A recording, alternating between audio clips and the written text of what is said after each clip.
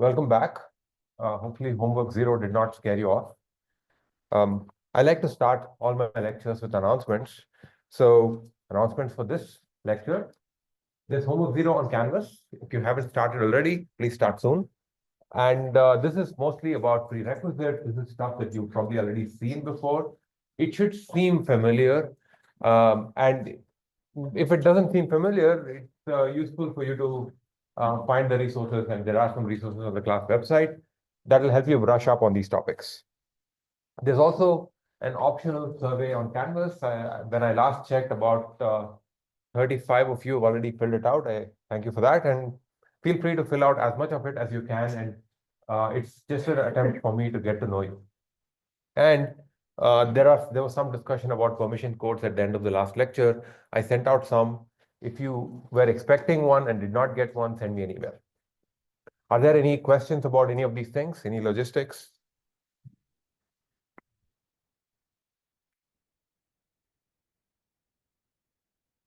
If not, today we're going to jump into the first technical lecture of the semester. Today we're going to look at the vocabulary that we'll be using throughout the semester to describe this idea of supervised learning. In the last lecture, we saw what was learning. And the most important point in the last lecture was that learning is generalization. It's important for any learned system to do well on future instances, on future inputs. We also saw the badges game. Today, we'll pick up from there and then go into supervised learning. Today, we'll look more at badges, and we'll make an attempt to formalize the notion of supervised learning by talking about what the inputs are to the learning problem, what's the output of this learned function, and what's the thing that's being learned. By just formally trying to characterize each of these things, at the end of this lecture, I hope to arrive at what seems like a contradictory point. We'll get there probably in an hour. But first, let's start with the badges game again. The last lecture, I showed you this table and also asked you to take a look at the data on the class website. And the goal was for you to discover the rule that I used to assign pluses and minuses to these names. I know that one person got the answer right because they emailed me. Can someone else try to guess what the function was? Actually, you know what? Let's not guess the function. What's the label for Indiana Jones according to a function that you may have guessed? If you had such a function. And also feel free to participate on Zoom.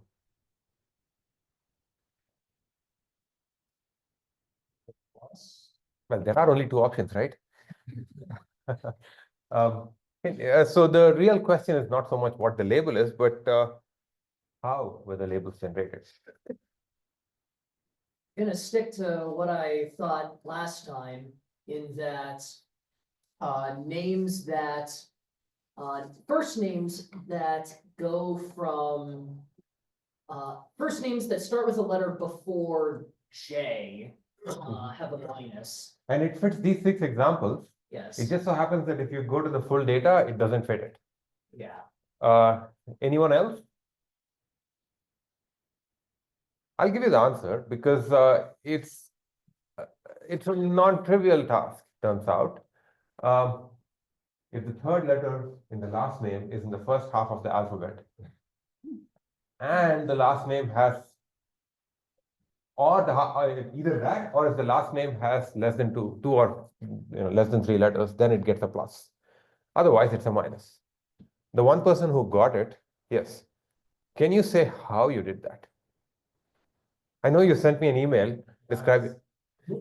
Trial and error, made a code in MATLAB that would I could basically have a hypothesis and assign a value to all positive and negative symbols, and if any of the values between yours match, then I know it didn't count because the rule can't work for both positive. Essentially, you did trial and error. You tried different. You had a way of generating different functions, and you tested them. But here's the thing. Suppose this side did not exist. how could you be certain that you got the right function? Maybe those 300 names in the data set just accidentally managed to fit whatever you had. It's possible, right? How could you be sure that you had the function that I had in my code on Monday? This is a fundamental question. I'm not expecting an answer here. This is a fundamental question that we have to work with anytime we're working with machine learning. We're trying to discover, in some sense, the mind of nature. That seems very grand, but remember that machine learning is also used to build things like, is there a cat in this picture? How can you be sure that the methods that you use to discover whether there's a cat in a picture are the same as whatever is used by the program? Another question to think about, and once again, I'm not answering these questions. These are just, I want to frame the rest of the semester using these questions. Are you actually making predictions like you did by saying that the label is plus or minus? Or are you just modeling some data? And is there even a difference between these two things? How do you know you need to look at the letters? This is a tricky one. Like I said, maybe the font is what matters, or maybe something else matters. At the heart of that question is the idea that you use some background knowledge.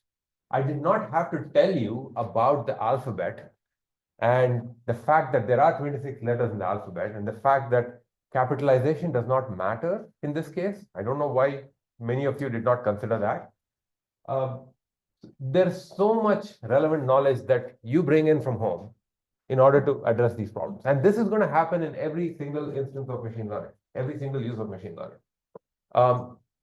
Often it is implicit in the choices we make, in the learning algorithms and such things, and sometimes you have to explicitly bring in such knowledge. And speaking of learning algorithms, is there a name for your learning algorithm? What learning algorithm did you use? I do have to point out that that's a good thing that I have had variants of this exercise for the last 10 or 11 years now. And this is the first time any student ever actually got the right function. So that's well done. So let's talk about supervised learning. I want to introduce some terminology here. In particular, the idea of instances and labels and hypotheses. And to motivate things, I'm going to use a running example of a news agency that automatically tags news articles. Imagine that there's a news agency where people write articles, and instead of putting it in the right section in the website, there's an automatic system that decides based on the article which section it goes into. So an instance in this case is a news article, the text of the article. And this box that takes the article and produces a label decides which section you should get into.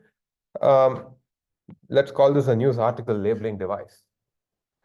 And it produces label. Maybe this particular article should be under the section of sports.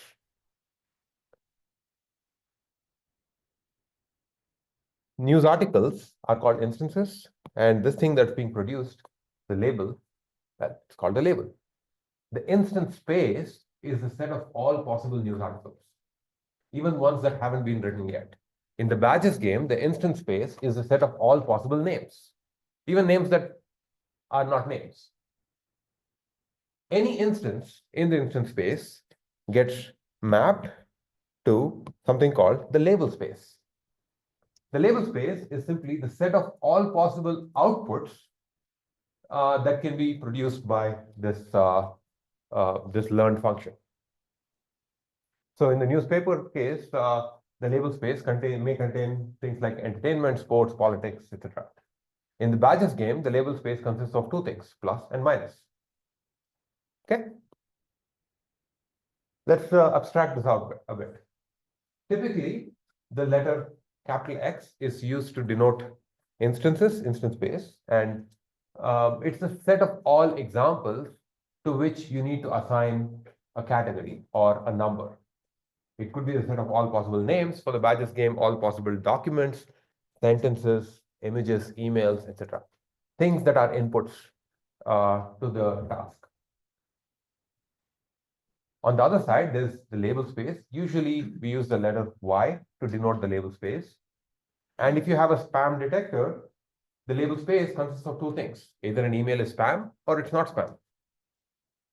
In the spam detector, the instance space consists of all possible emails, even emails that have not yet been written. For the badges game, the label space consists of two things. For linear regression, the label space might consist of all possible real numbers, and so on. And at the heart of supervised learning is this target function. There's a function, I'm calling it f here, that takes an instance and produces a label. This is the function we seek to learn. This is the function, think of this as the mind of nature. This is the function that is hidden from us, and we would like to discover it. So far, so good? We would like to find a function. That means, seen from this perspective, machine learning, supervised learning, is really the process of searching over every possible function that can map instances to labels and finding the one right one. Learning is, in this sense, search over the space of functions. Questions? Questions about this? Yes. What if the function doesn't exist? Does not or does? Does not. What if, for instance, for labeling news articles, if you get an article that like doesn't fit exactly what it was, or if it's equal to whatever. So those are complications that we can address by just changing the definitions of the instance space and the label space. Maybe there's an extra label called none of the above. Maybe the label space does not consist of actual labels, but probabilities or degrees of association. Maybe the label space allows multiple labels. So it's the sets of, the label space is really sets of categories. So you can play with that and still you're left with search over all functions. Yes. So here the target function is more like a function of programming language, or is it more like a computer system that has? It's function in the mathematical sense. It's a function that maps x to y, and any mathematical function that maps the instance space to the label space could be a candidate.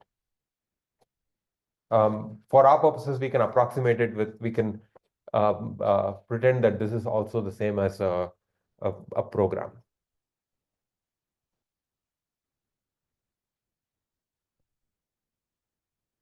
The thing is, this target function is hidden from us. And these target functions can be very complicated. You could have a target function that decides, sometimes I call it the oracle.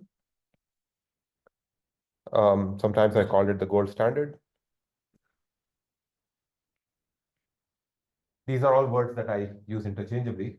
And the oracle function could be something that's very, very complicated. Imagine, for example, the learning problem of deciding whether the stock price of Apple goes up or down tomorrow. The instance space is everything you know about Apple today. Anything you can imagine. And the label space consists of only two things, up or down. And the oracle there is extremely difficult.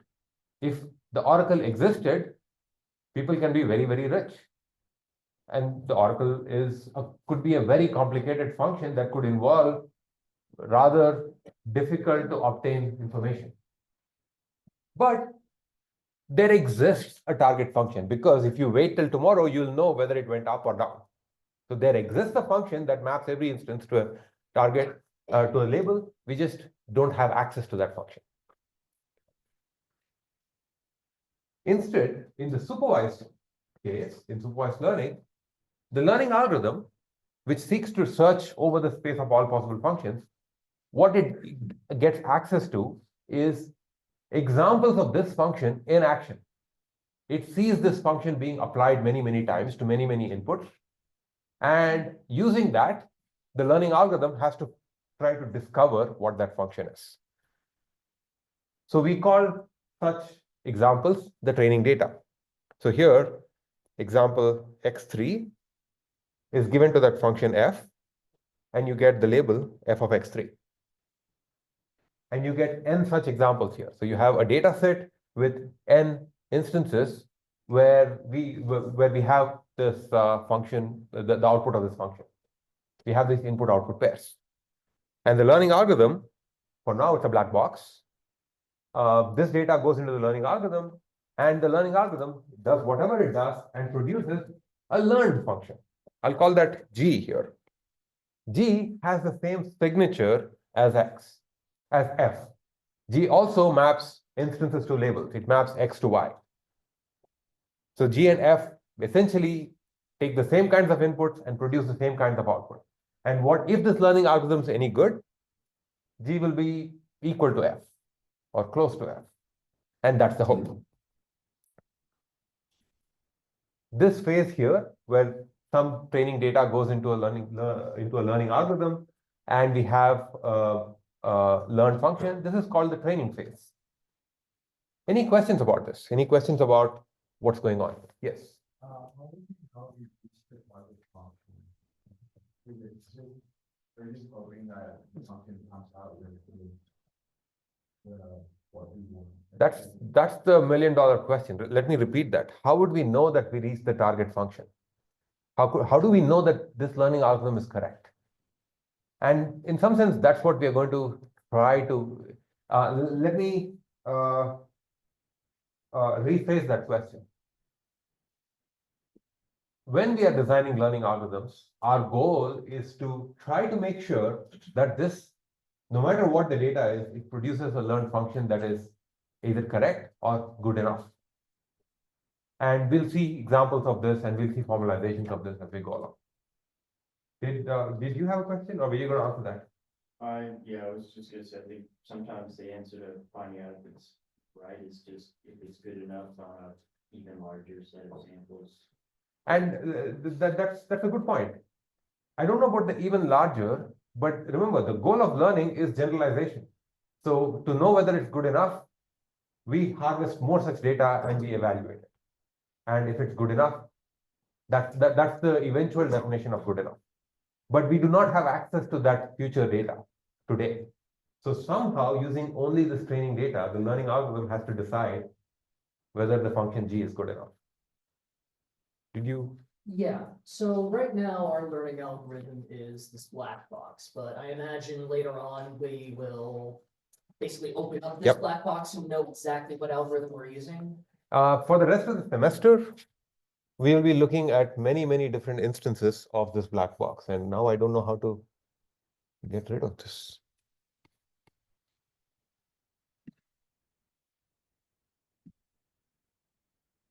Okay, so apparently I'm supposed to be in a meeting at 1 o'clock. That's too bad.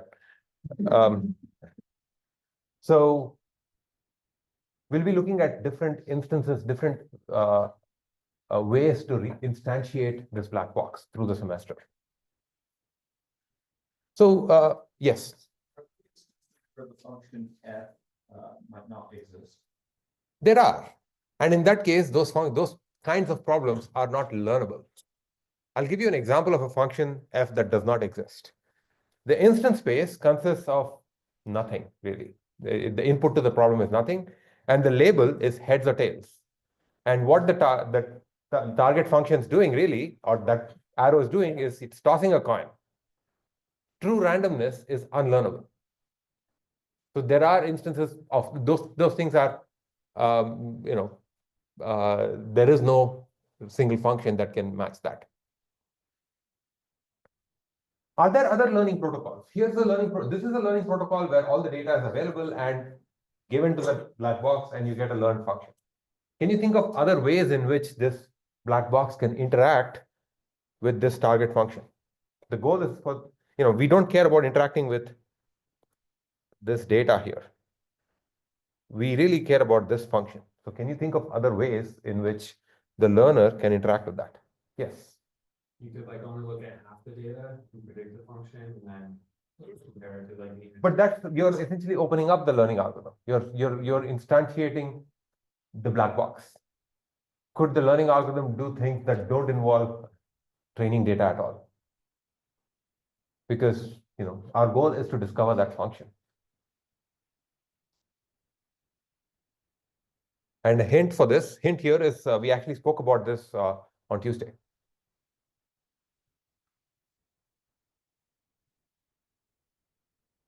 Think about active learning. The learning algorithm, instead of just waiting for data to appear, could actually actively go and seek out examples. It could say, it could ask that function, hey, what's the label for x1? And it finds a label for x1.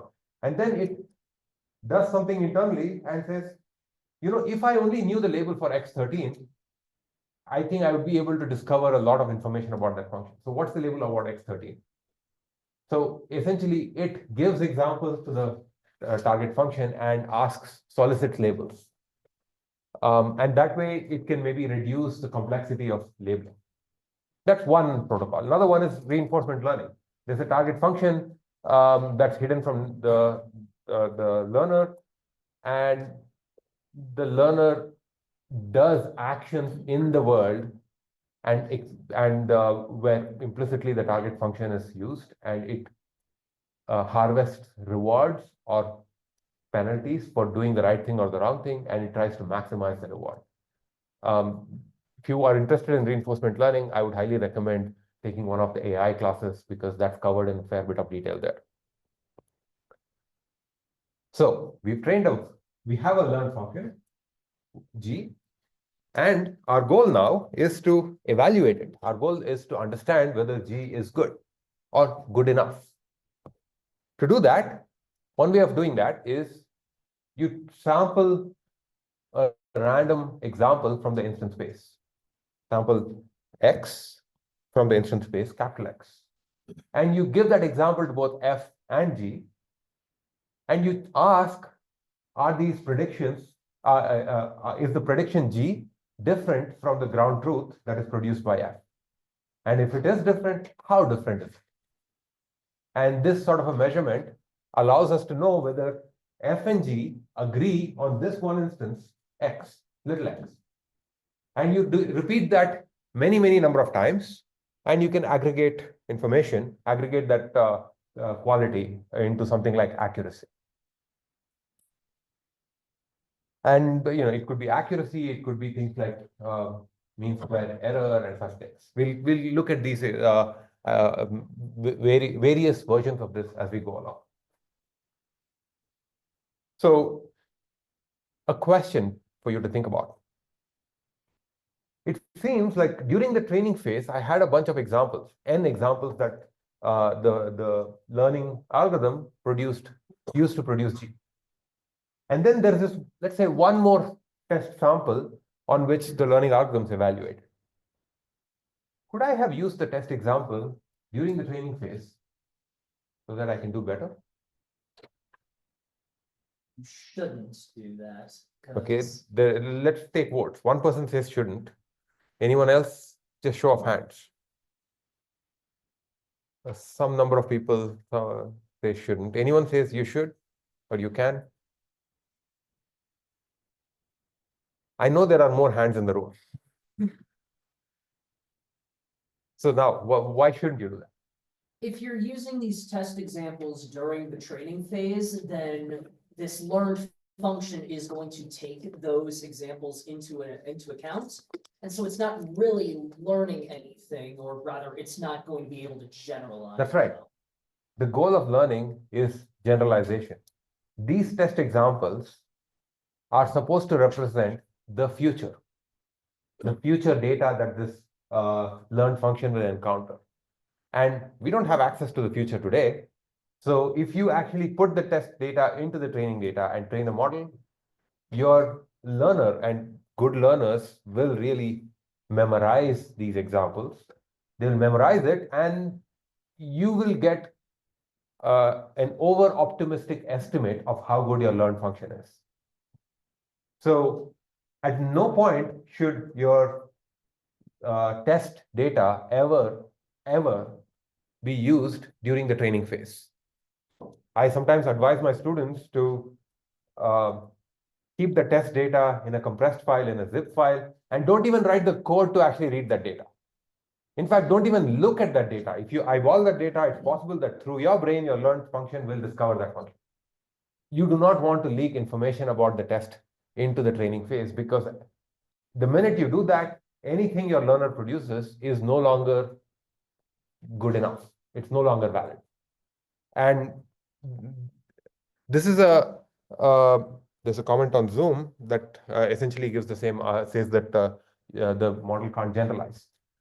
This is this idea that it seems, in class today, it seems like it makes sense. You can't use your test data for training, but it's a very common sort of a error that happens, possibly because of bugs in code. Maybe accidentally, when you wrote the code to read your data, you accidentally also just read the test data. And suddenly you get a classifier or a learned function that is suspiciously perfect. Be cautious about suspiciously good things. Life lesson. So let's generalize this and replace these examples with symbols. In supervised learning, we have a collection of training examples. Each training example is a pair of this form, x and the label f of x. Sometimes I'll just call it x comma y. F here is an unknown function, and that's the function we want to learn. Usually, the input x is not the instances x are not represented as the objects that they are. They are not represented necessarily as emails or documents or names and such things, but they are represented as something called feature vectors. Feature vectors are essentially a collection of attributes that are extracted from the input, and that's the only input, that's the only information about the instance that is provided to the learner. It could be a binary vector that is 0, 1 power d. It's either 0 or 1 power d. So it's a d-dimensional bit vector, or it could be a d-dimensional real valued vector. If the word vector and d dimensions bothers you, just think of it as an array with d numbers. It's a collection of sensor readings. And usually the feature vectors are deterministic mappings from the inputs to the outputs that is just decided upfront. For the training example, x and f of x, the value of f of x is called the label. And the goal of learning is to use this training data to find a good approximation for the hidden target function. The kind of label that we have can determine the kind of problem that we are working with. And it's just a way to categorize different kinds of problems. If your label space has only two things, plus minus, spam, not spam, and so on, we call this a binary classification problem because we are classifying into one of two things.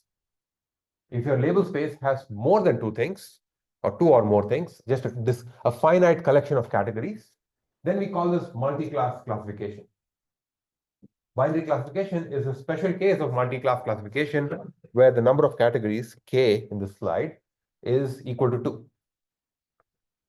If your label space can be all real numbers, then we call this a regression problem. Some of you have seen linear regression before. So, I'm hoping that you can map this to what you already know. Are there any questions about any of these things? So the feature vectors, basically is a vector of numbers, or It's a vector of numbers. It's basically a list of numbers. it's sort of like news articles. Mhm. It doesn't have any text. Like you kind of think the vector, right? Often we don't. Usually we just try to get out of this text into feature vectors. We could use text, but then there are a small number of learning algorithms that can actually work with text data directly. Most of the algorithms we'll encounter in this semester, and most of the algorithms that are actually used out there, the first thing they do before any subsequent processing happens is convert all the inputs into feature vectors. And then all the, and then if you do that, the tools of linear algebra are available to you. The tools of calculus are available to you. We'll talk a bit more about feature vectors very shortly. So here are some examples of binary classification. If you have the simplest example is spam filtering. Given an email, is it spam or not? Yes or no? Recommendation systems can be framed as binary classification problems where given all the movies that you watched and liked or disliked, and a new movie, will you like or dislike the new movie? Yes or no? You can frame anomaly detection as binary classification. Is this smartphone app malicious or not? You can do authorship identification as binary classification given two documents, were these two written by the same person or not? You can frame time series prediction, certain versions of it as binary classification. The example I gave is will the stock price for something go up or not? Just interestingly, this thing here in particular, this one and this one were class projects in the last few years in this class, where the entire class worked on together. And I'll be talking more about class projects as we go along. So let's talk about things in a little bit more detail. Anytime you're employing supervised learning, you should be able to decide what your inputs to the learner are. So what's your instance space? What are the inputs to the problem? Also, you should start thinking about what the features are. Often in classroom settings and in toy problems and such things, we think of feature extraction as somebody else's problem. And in this class, for instance, for the most part, you'll be working with data that is already as features. You'll not be working with emails or documents. You'll get vectors. But it's important to know that there are objects in the real world that are actually being mapped there. You should also be able to decide what's the label space, because knowing the label space dictates what the prediction task is. And perhaps one of the most important decisions to make is what's something called the hypothesis space. Since I said learning is search over functions, any search problem requires a search space. What set are you searching? Is your learning algorithm going to explore in order to discover in order to find the true content through the target function? And of course, you need to know what your learning algorithm is. You need to know how your search is going to operate. How are you going to learn from the labeled data? And you should already, at the very beginning, start thinking about evaluation. How do you evaluate success or failure? We'll talk about each of these things as we go along. So let's start with the instance space. Learning is search over all functions, or learning is search over functions. All or not is something we'll get to later. And let's look at this instance space. One aspect that becomes very important when we are talking about any machine learning application is designing an appropriate feature representation. Instances are represented by features or attributes. And if the idea of features is not very clear to you, think of it as sensor readings that allow your program to interact with the inputs that you care about. So it could be Boolean. For instance, for spam detection, maybe 15 years ago, a good feature was, does the email contain the word free? Yes or no? Features could be real valued. What's the price of a certain stock today? Or what's the height of a person, and so on. And features could be handcrafted. You might want to kind of, you might know some information about the task, about the problem that you are actually injecting into the process. Or amazingly, features themselves could be learned. And that's the part that we'll worry about at the end of the semester, how features get learned. Instances, one way or another, can be represented as feature vectors. So the input to the problem can be emails and names and images and an example that I saw recently involved photographs of crops, and the target was to decide whether a certain plant has a certain disease or not, looking at the photograph. So it could be photographs of plants. One way or another, all of these get mapped into some feature vector by what I'm calling a feature function. Sometimes they're also called feature extractors, and these things convert examples into high-dimensional vectors. And when I say high-dimensional vectors, I mean the number of features that you have can be in the hundreds, it can be in the thousands, sometimes it could be in the tens of thousands or even millions. We are extracting those many signals from the input that we want to process. The choice of feature functions is an important aspect of any learning-based solution, and it often ends up being something that makes or breaks learning, and it's something that we don't really talk about too much because it's one of those domain-specific things. The same feature that you use for deciding whether processing images is not going to work for processing text because they're different modalities of data. So a little bit of domain knowledge comes in there. Your features are supposed to capture any information that's necessary for a learning system to make decisions about the problem. And the thing is, remember the setting. The input to the problem that you have is just instances and labels. Nature is not going to tell you that it uses a certain aspect of this input to make its decision. So it's a design choice. Good features can make learning trivial. Bad features can make learning impossible. And we don't know when. So what might some good features for the badges game be?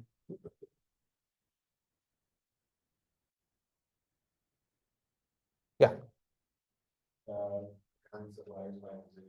Occurrences of letters by position. Yeah. The length of the name. Yeah, vowels and consonants. Those are so these are useful pieces of information that you want to abstract out of the name. You don't want to give the name as it is. You just want to convert it into feature vectors, into sensor readings. Because these features are deterministic mappings, we can think of the instance space, and we will think of the instance space as being identical to these high-dimensional spaces.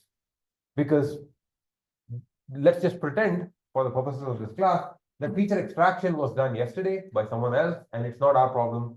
We are working with every instance as features. That means our instances are each instance that we have, little x here, is a feature vector. It's a d-dimensional vector, or alternatively, it's a point in a vector space with d dimensions. When I say that, some of you are nodding your heads, many of you are just looking at me uncomfortably. It's easy to think of points in 2 dimensions. If you have 2 features, x1 and x2, you can have a point somewhere in this plane. We can also imagine points in 3 dimensions. Think of this room. There's each wall of the room corresponds to, or every side corresponds to 1 dimension, and every point is a point in 3 dimensions. Beyond 3, I don't know how to visualize it. I just use symbols. If there's a joke about how to visualize d dimensions, and the answer is, if you can visualize d minus 1 dimensions, just add 1 more. I never really got the joke. It doesn't help. But anyway, feature functions produce feature vectors, and we are going to work with high-dimensional vector spaces. And I recommend not trying too hard to rely on intuitions of that you build on 2 or 3 dimensions, because they can actually be misleading. Algebra is your friend here. When designing feature functions, it's often useful to think of them as templates. In fact, the features that several of you suggested, they were actually templates. So if I have a feature that says the second letter of the name, or second letter of the first name, for each name, let's take Manning here. The second letter of Manning is the letter A, which is the feature that's extracted. And I can convert that into a vector that says A is 1 in the first position and 0, 0, 1, 1 dimension for every letter in the alphabet. So that means that according to this thing, these two names have the same feature vector. Those two names are unified according to this representation. What's the dimensionality of these feature vectors? 1D. It's 26. It's 26 dimensional because there are 26 entries here. You have 1 dimension per letter. These sometimes you'll hear the phrase one-hot vectors. A one-hot vector is a vector where exactly 1 entry is 1 and everything else is 0. So things like this. This is a one-hot vector for the first position. This is a one-hot vector for the second position. So what I have here is a 26-dimensional one-hot feature representation for the function second letter of the name. At this point, you will rightfully be thinking that this is needless complication. Trust me, this becomes useful because all our algorithms can just then operate on vectors. You could also have another feature, someone else suggested, the length of the name, and it's a single number. What's the dimensionality of this other feature? It's one-dimensional. A one-dimensional vector is nothing but a number, sometimes also called a scalar. You could start accumulating these feature vectors by concatenating them. I could have features, the second letter of the first name, the length of the first name, and the length of the last name together. I have 26 dimensions here, which is this thing here, and then 5 and 3, and this whole thing becomes 26 plus 2, 28 dimensional vectors. Yes.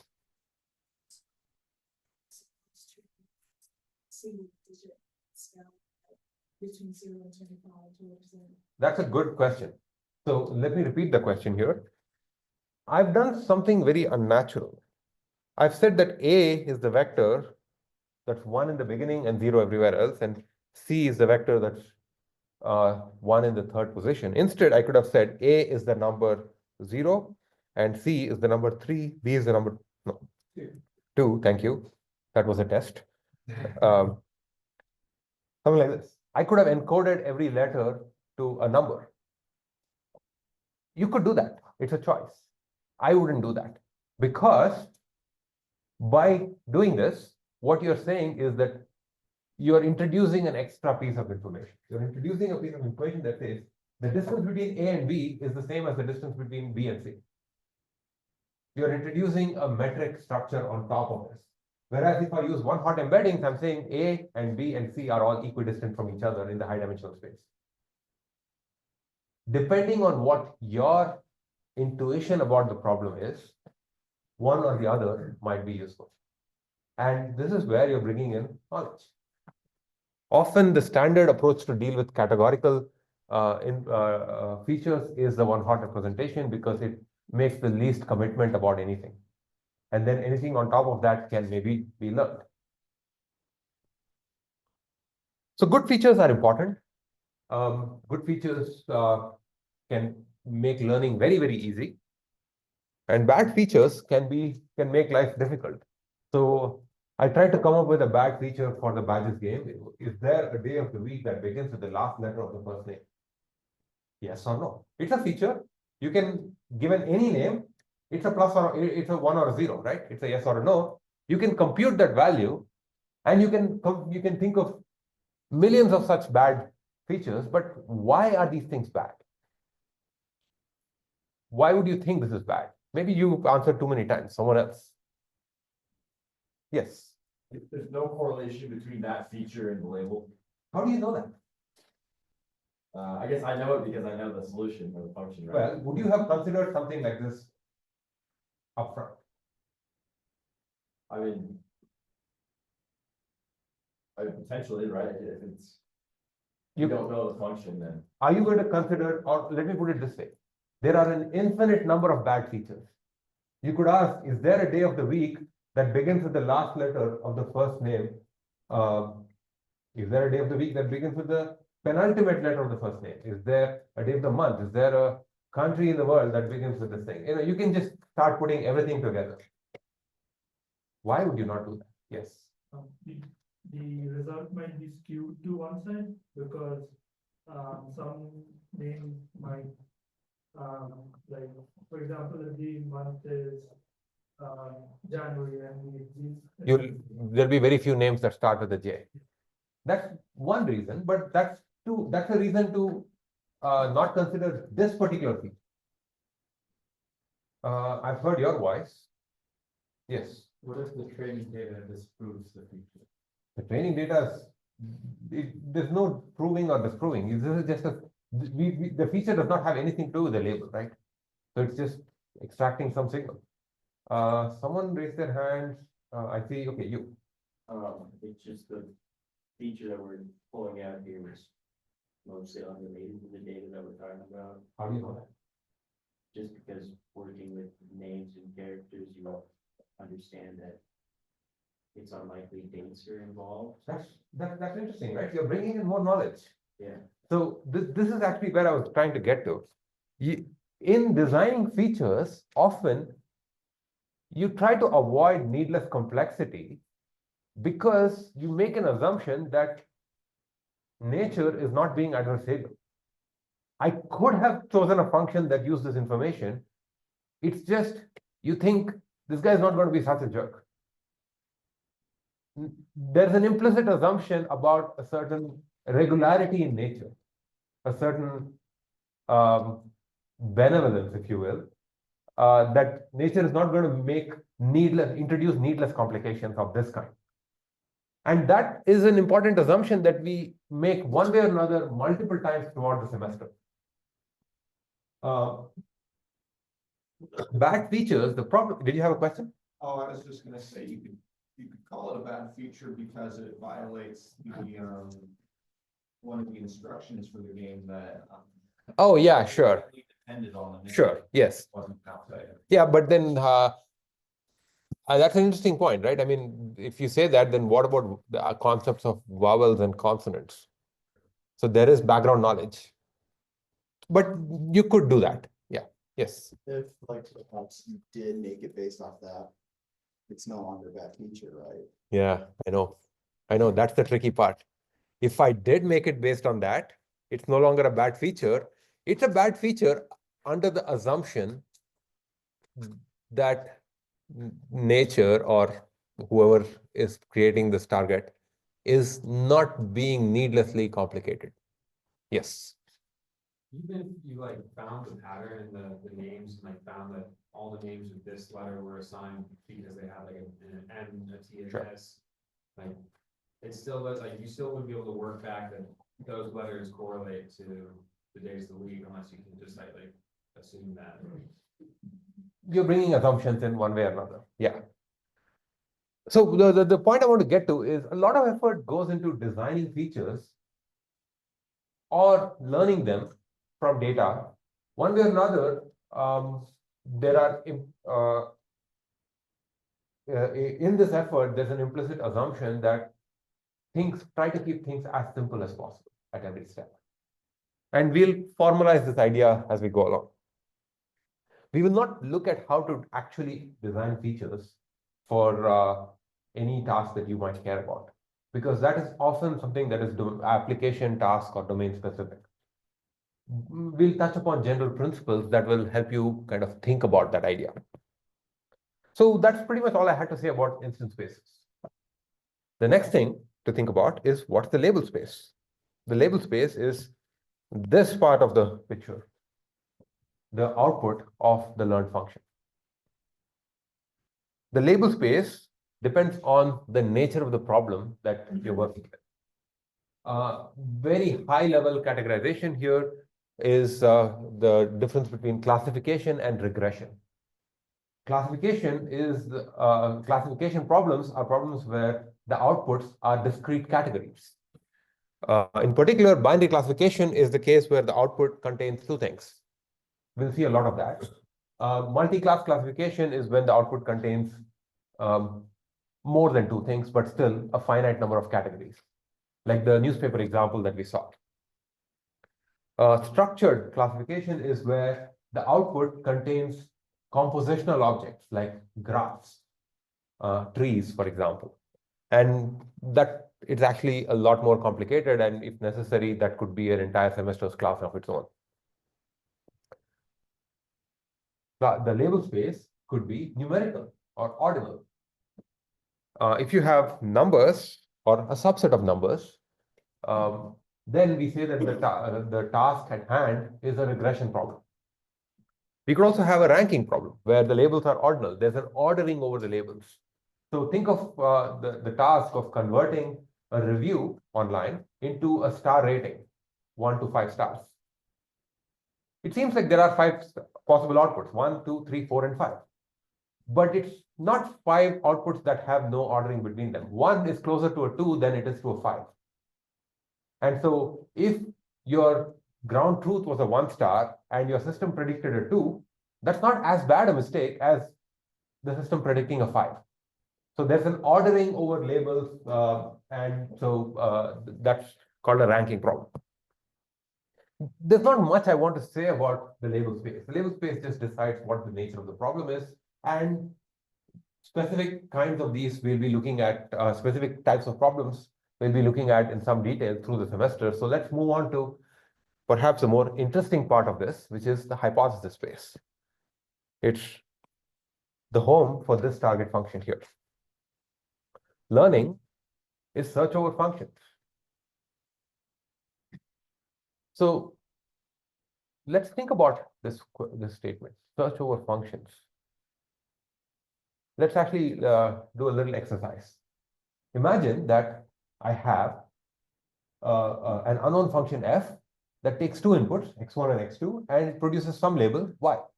Let's say x1, x2, and y are all Boolean. It can either be 0 or a 1. And let's say that I give you these 4 instances. Can someone tell me what the function is? The AND function, right? It seems to fit. The output y is 1. I use 1 interchangeably with true and 0 as false. The output is 1 when the input is, both the inputs are 1, and otherwise the outputs are 0. You just looked at it and you could say it was an AND function, many of you. What learning algorithm did you use? Experience. You've seen it before. It's, you say experience, I say you just saw it before. Yeah, let's make it a little harder. Let's say I have 4 inputs, and I'm not going to show you all. First of all, if you had 4 inputs, how many possible rows would this table have? 16. I'm not going to show you all 16 examples. So what function is this? There's an unknown function here. What did I use to generate this table?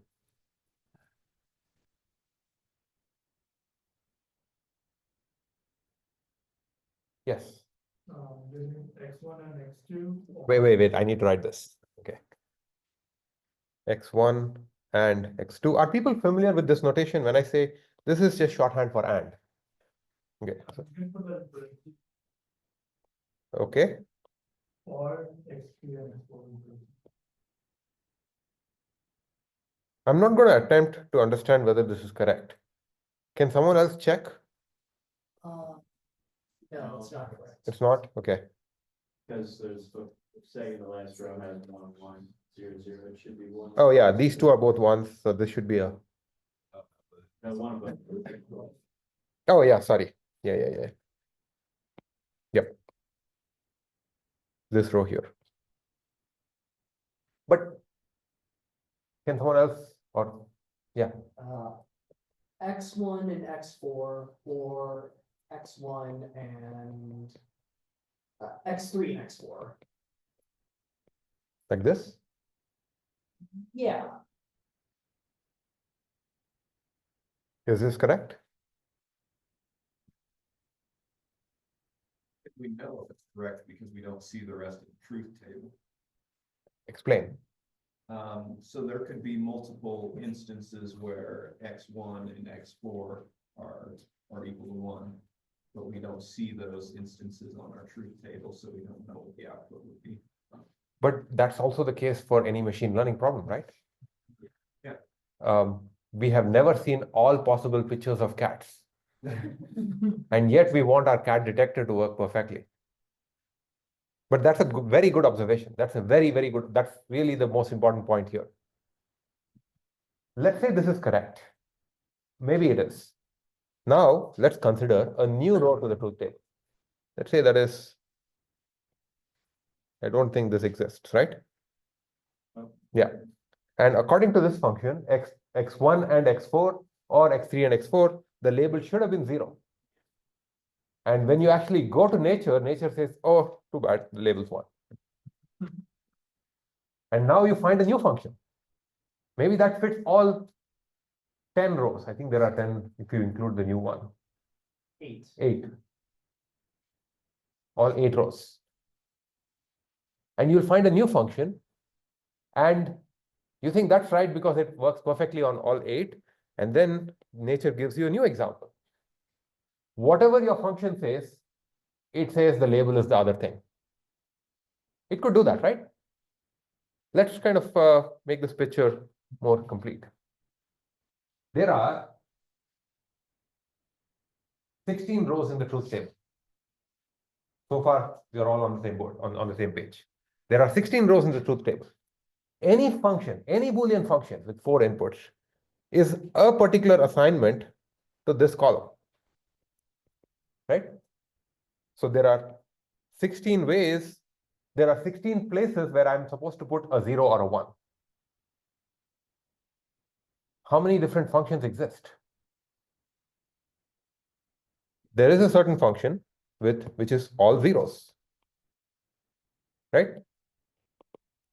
There's a certain function that takes all zeros everywhere except in the last position. There's a function that takes all zeros everywhere except here, and then there's a 0. I'm essentially counting in binary, starting from all zeros to all ones. There are 2 power 16 possible functions.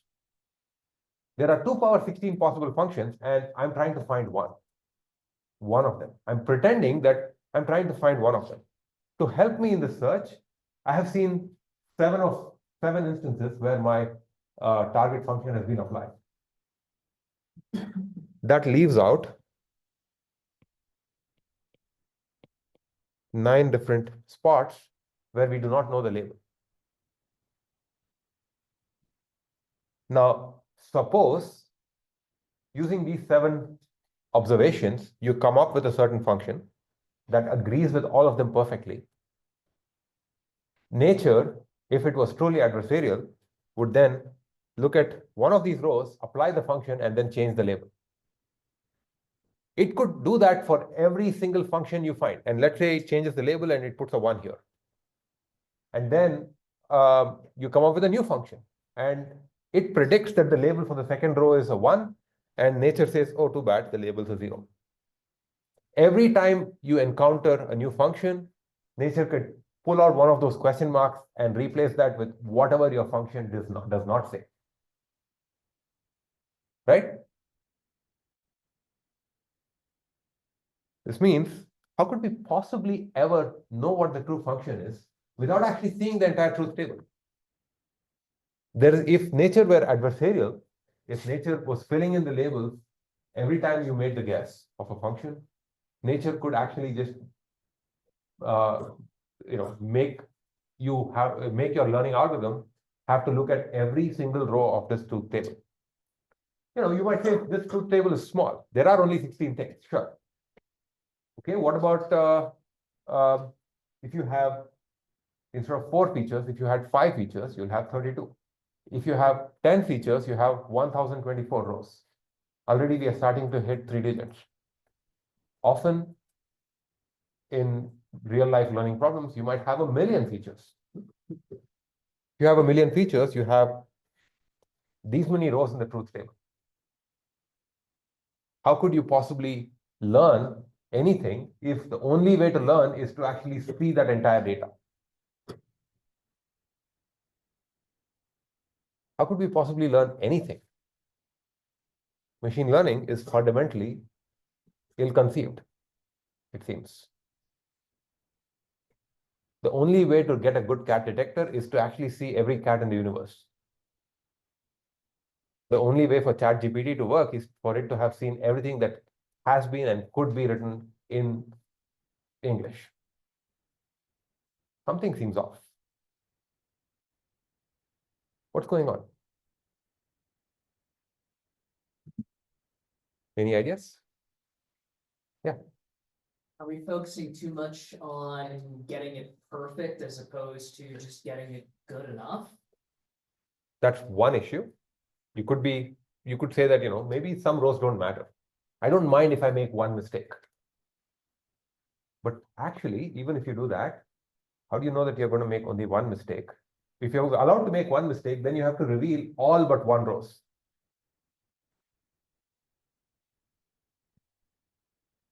Yes.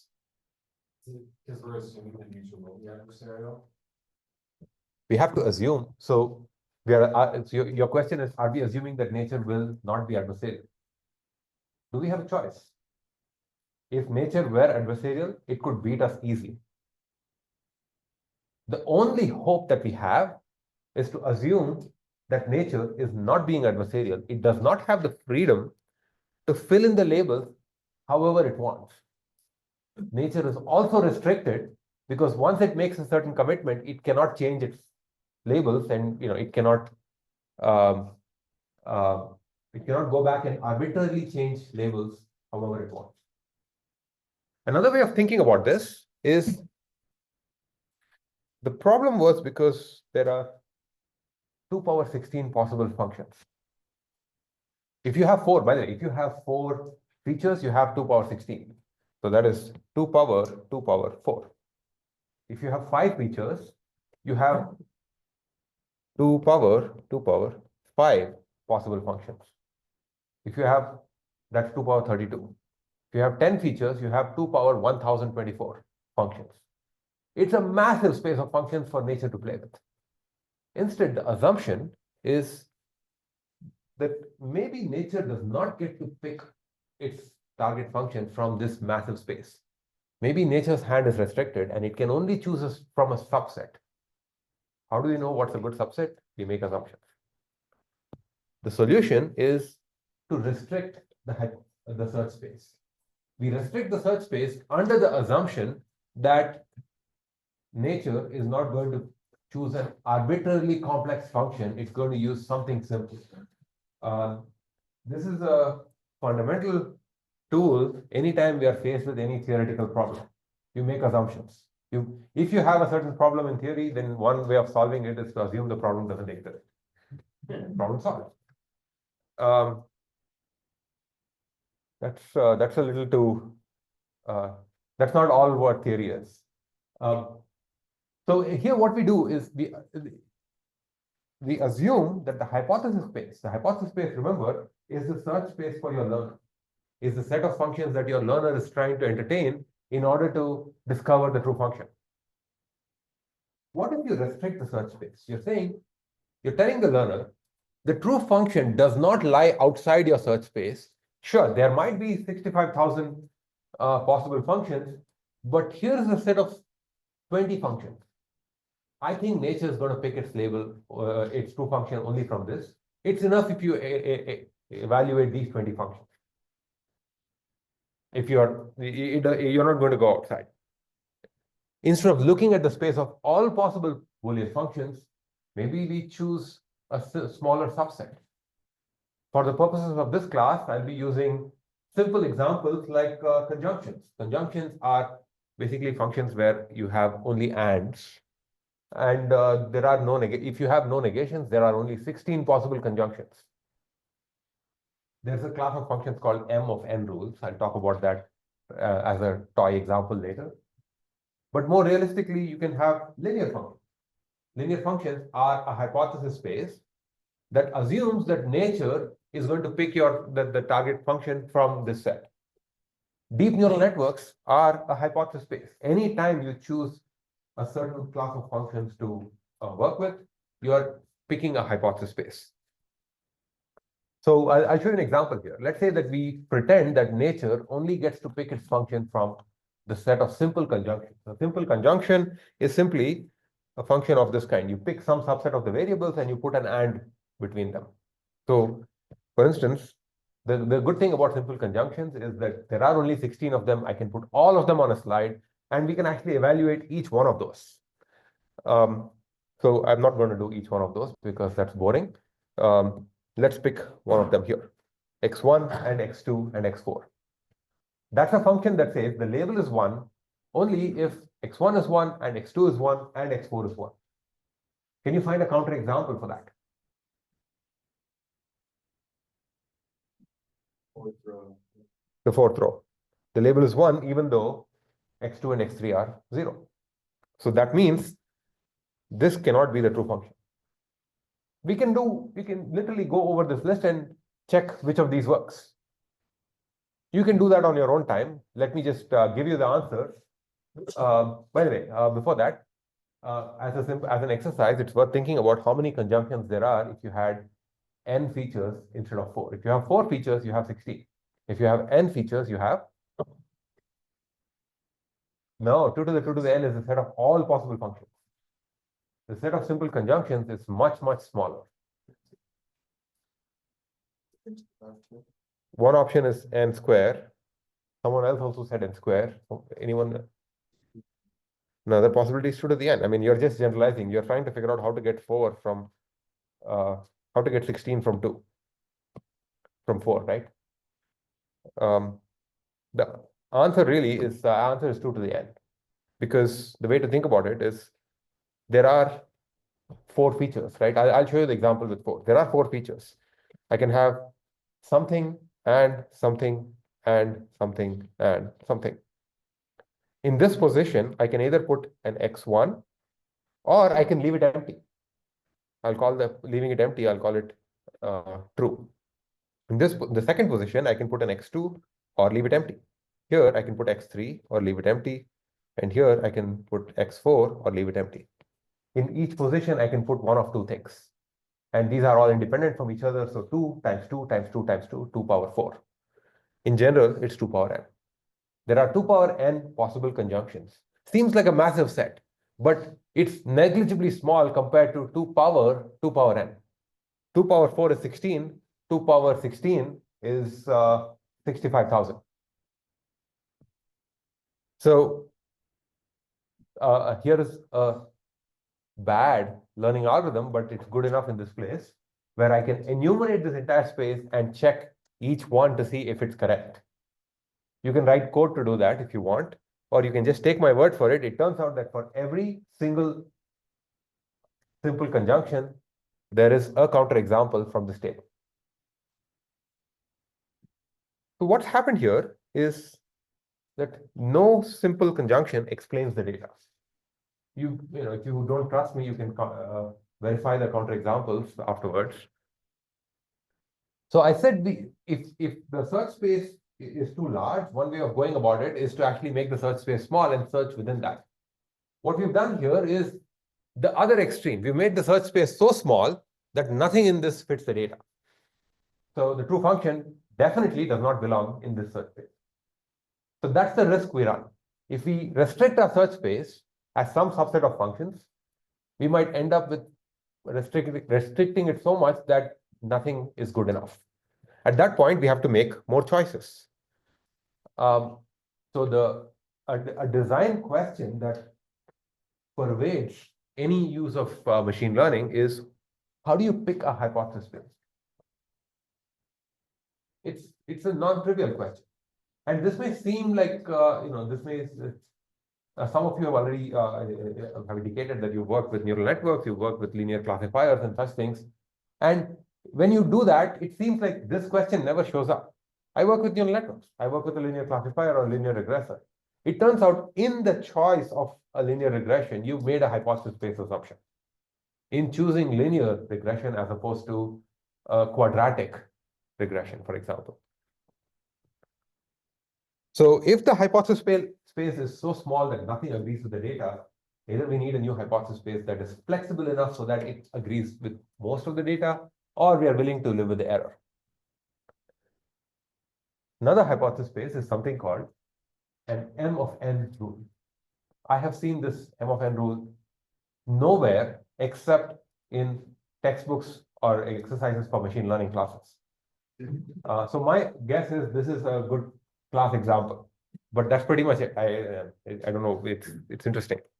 An M of n rule is the following: you have n variables. In this case, you have 4 variables. You pick a subset of them, m of them, and the label is 1 if you pick a subset of the 4 variables of size n.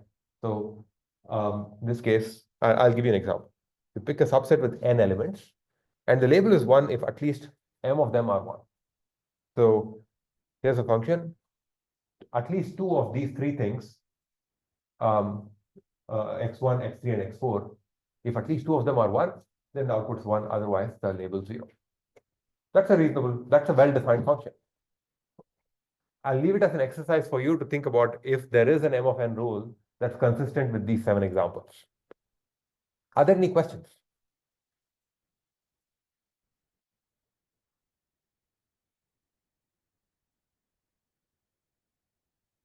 For the M of n rules, does that just mean your feature is invalid? My what is invalid? Like the features, if we don't really care about x4, can we just pick it out? Oh, I see. So I see. Okay, yeah, that's an interesting point. That's something I've not thought about. So let's take this example. You have x1, x3, x4 here, right? x2 doesn't feature. And the question is, does this mean that x2 is invalid? I would not use the word invalid. I would say it's irrelevant. And that does happen all the time because we do not know what the true underlying function is. We end up having a whole bunch of irrelevant features, hoping that we cover the lot. And it's a double-edged sword because adding more features increases the chance that you have the relevant information there. But adding more features also makes the learning problem harder because the number of functions grows.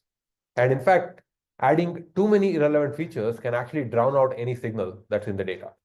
But in this case, in the M of n function, in this example here, this particular function here implicitly says that the feature x2 is irrelevant. So let's think about this idea of restricting the hypothesis space. Our goal is to guess a certain subset of all possible functions and let our learner explore only that subset. It's entirely possible that our guess is wrong. And what we do then is we hope that we pick a good enough hypothesis space, an expressive enough hypothesis space that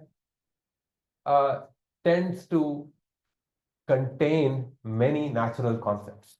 Concept is another word that I use for the target classifier or the oracle.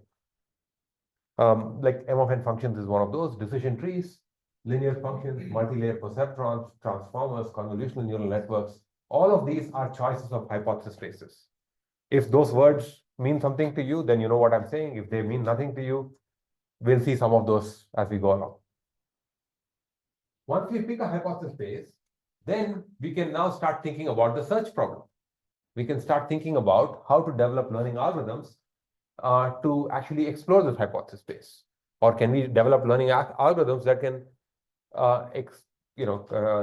that work with many of these hypothesis spaces together? And our learning algorithm then produces one function. We'll call it the hypothesis. And we hope that that hypothesis generalizes well. So we can think of learning as removing the remaining uncertainty over the hypothesis space. The training data tells us that these particular functions fit the data well. And among those, we need to pick one of them. So it removes the remaining uncertainty over the hypothesis space. So we believe that the set of simple conjunctions are going to fit the data well. And I'm going to use the training data to pick which single function is the best. It's essentially removing uncertainty over the set of functions. And this requires guessing a good hypothesis space but also one that's small enough that we can actually meaningfully explore it in any time that's left. And we could still be wrong, and we have to live with that. Questions? What's the relationship between learning algorithm and hypothesis space? The way to think about it is the hypothesis space is the search space and the learning algorithm is the search algorithm. The learning algorithm evaluates each element of the hypothesis space, maybe not every one, but it explores the hypothesis space to find one element that is the best one. The learning algorithm is the algorithm, the hypothesis space is the target, is the out is that is the range of that algorithm. It's the output of an element of the hypothesis space is going to be the output of the algorithm. Yes. Let's say in a scenario where you're trying to decide the hypothesis space, you come up with two good ideas of a space, and one of them is smaller and one of them is larger. Is it generally good practice to Try the start small with one the first. small one first? Yeah. Try the small one first. Simpler is always better to try first. These are general principles that we'll encounter as we go along. So quickly to see where we have what we've seen so far, we looked at what instance spaces are. We looked at what label spaces are. We had a lot of discussion about hypothesis spaces. That only leaves these other questions. What learning algorithm and how do we evaluate? And we have 1 minute left, and I think I need 1 semester, so we'll leave that for the rest of the semester.